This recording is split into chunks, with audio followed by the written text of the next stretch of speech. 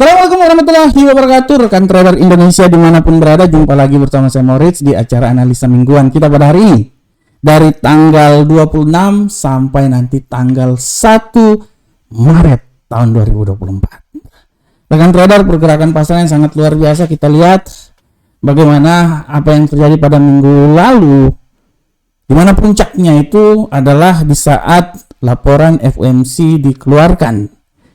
Statement yang dikeluarkan oleh Jeremy Powell yang menyatakan bahwa kemungkinan untuk pelemahan dari tingkat suku bunga, pengurangan tingkat suku bunga tidak akan dilakukan, dan kemungkinan besar dia itu akan dilakukan sekitar bulan Juni. Ya, ini juga yang membuat bagaimana pergerakan yang terjadi pada dolar Amerika.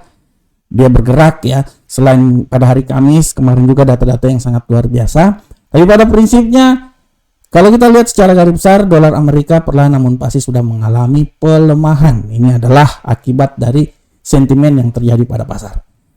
Bagaimanakah kisahnya rekan trader? Kita lihat dulu seperti apa yang terjadi pada beberapa hari yang lalu, pada minggu yang lalu. Rekan trader bisa lihat di sini secara fundamental berita-berita yang dikeluarkan pada minggu lalu. Rekan trader sudah sangat jelas.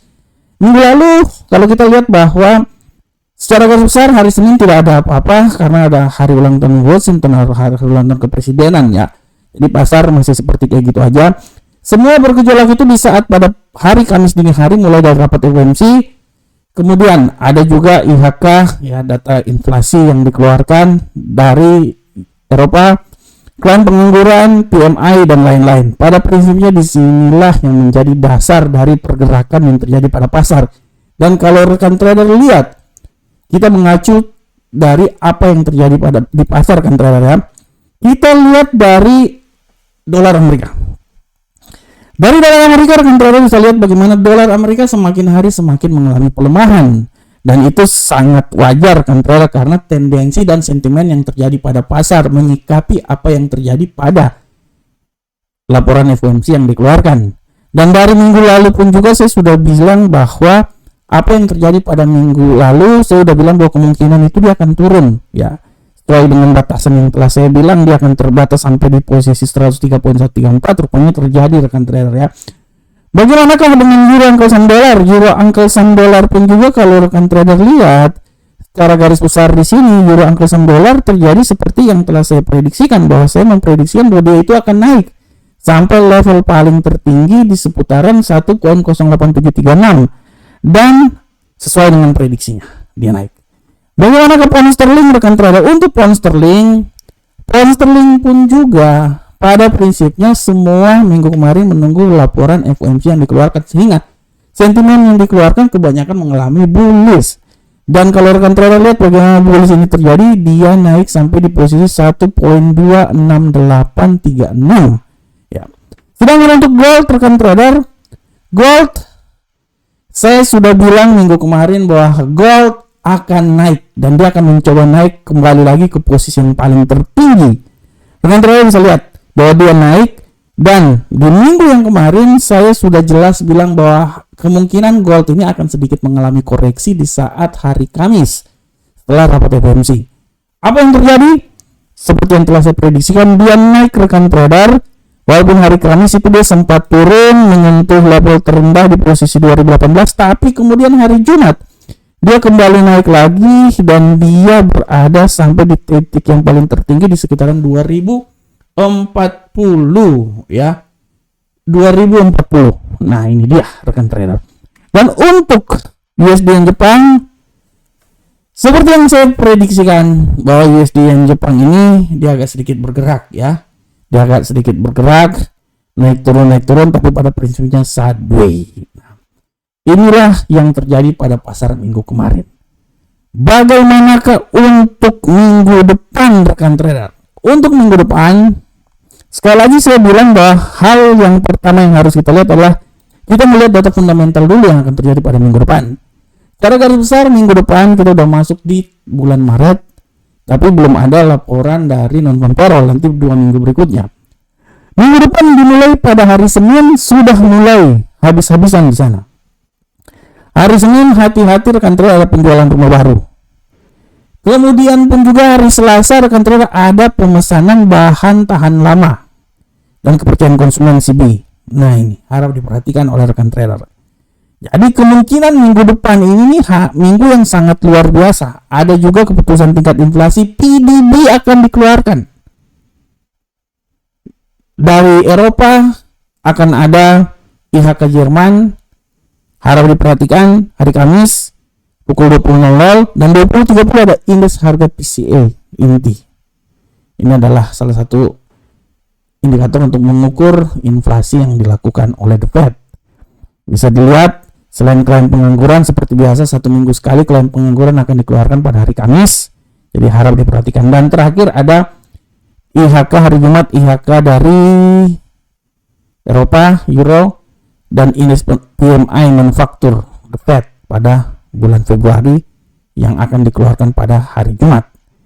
Inilah yang saya bisa bilang bahwa rekan trader harap diperhatikan data-data ini. Data-data ini bisa menjadi trigger untuk pergerakan pasar minggu depan. Dari sini kita bisa lihat bahwa hari Senin sampai hari Jumat adalah waktu yang sangat full. Kemungkinan volatilitasnya sangat tinggi dan tidak tertutup kemungkinan pun juga dolar bisa sedikit mengalami pelemahan. Ini analisa saya ya. Tapi harap diperhatikan rekan trader semuanya. Oleh karena itu kita coba lihat secara teknikal. Apa yang akan terjadi rekan trader di minggu depan. Nah, untuk minggu depan kalau saya lihat rekan trader ya, bagaimanakah arah pergerakan yang terjadi pada dolar, saya bisa bilang bahwa dolar ini masih punya peluang yang sangat besar mengalami pelemahan. Masih ya. Saya bisa bilang bahwa dolar ini punya peluang yang sangat besar mengalami pelemahan. Dan kalau kita lihat rekan trader ya, kita lihat ini sampai tanggal 1 ya.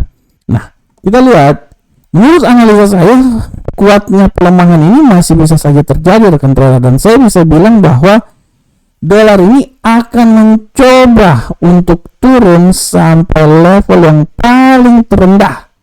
Ya, menurut analisa saya, dia akan coba sampai level yang paling terendah itu di seputaran sini. Nah, 102.498. Jadi dia keluar dari 103. Tapi harap diperhatikan juga tidak tertutup kemungkinan bahwa dia akan naik.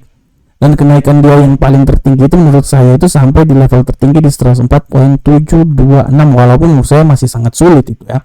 Oleh karena itu untuk indeks dolar Amerika saya bisa bilang bahwa kemungkinan besar dia ini akan bergerak dari level paling tertinggi di 104.726 sampai di level paling terendah di posisi 102.498.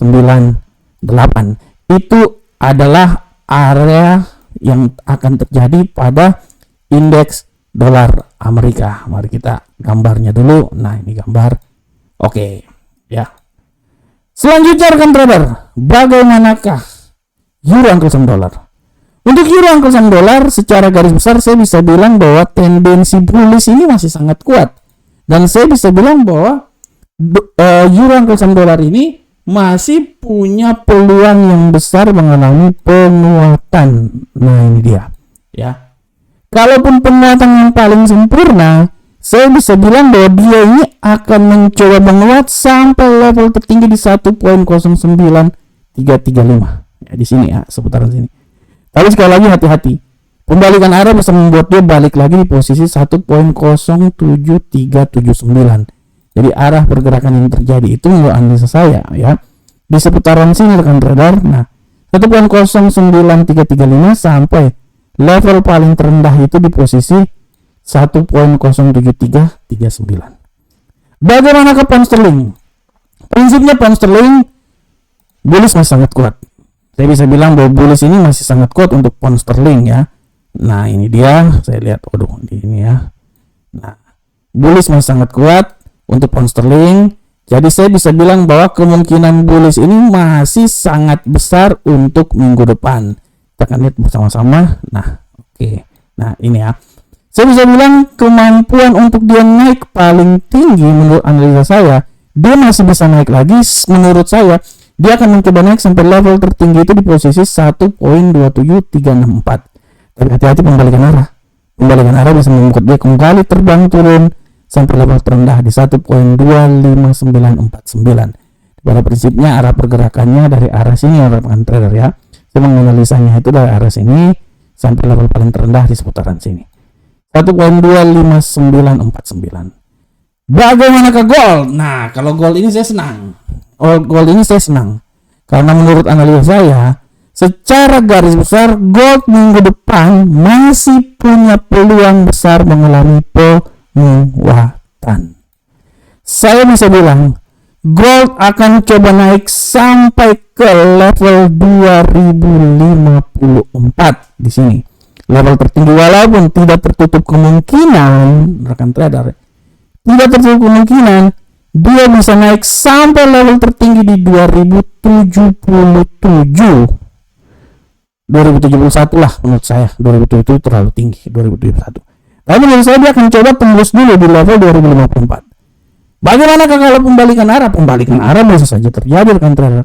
Kalau pembalikan arah terjadi, saya berestimasi dia akan keluar di level paling terendah di posisi 2004. Jadi untuk gold rekan trader, saya bisa bilang bahwa dia ini akan mencoba dari level paling tertinggi di 2071 sampai level paling terendah di 2004.72. Walaupun menurut saya 2004.72 ini masih belum terlalu juga sih, tapi dia masih punya peluang untuk dia akan bergerak seperti kayak gitu. Karena kenapa saya bilang kayak gitu? Karena hari Senin sampai hari Jumat beritanya sangat banyak. Jadi peluang naiknya itu ada, tapi peluang pembalikan arahnya juga akan ada. Mungkin awal-awal minggu dia akan naik, tapi setelah itu kita akan lihat. Intinya nanti setelah hari Kamis kita akan lihat bagaimana pergerakan dari gold ini. Dan untuk USD yang Jepang rekan trader, USD yang Jepang secara garis besar kita lihat bahwa USD yang Jepang ini masih punya peluang sedikit saja untuk mengalami penguatan, walaupun tidak terlalu banyak banget, tapi peluangnya masih bisa sedikit mengalami penguatan. Saya bisa bilang bahwa penguatan dia itu tidak terlalu banyak sih rekan trader. Paling tertinggi itu di 151, setelah itu dia akan turun, dan pelemahan dia yang paling sempurna itu menurut saya akan berada di level paling terendah di posisi 149. Jadi arah pergerakan pada minggu depan itu dari posisi 151.508 sampai dengan level paling terendah itu di posisi 149.317. Itu adalah arah pergerakan dari USD Yen Jepang. Oke, rekan trader, demikianlah analisa mingguan kita pada hari ini. Saya berharap semoga apa yang kami berikan ini bisa bermanfaat untuk rekan trader sebagai acuan trading yang akan dilakukan oleh rekan trader selama 1 minggu ini. Oleh karena itu rekan trader teruslah beranalisa, dan terus beranalisa, karena kesuksesan yang rekan trader peroleh adalah dari analisa yang luar biasa yang dilakukan oleh rekan trader semuanya. Assalamualaikum warahmatullahi wabarakatuh. Sampai ketemu kita di analisa-analisa berikutnya. Salam profit Indonesia.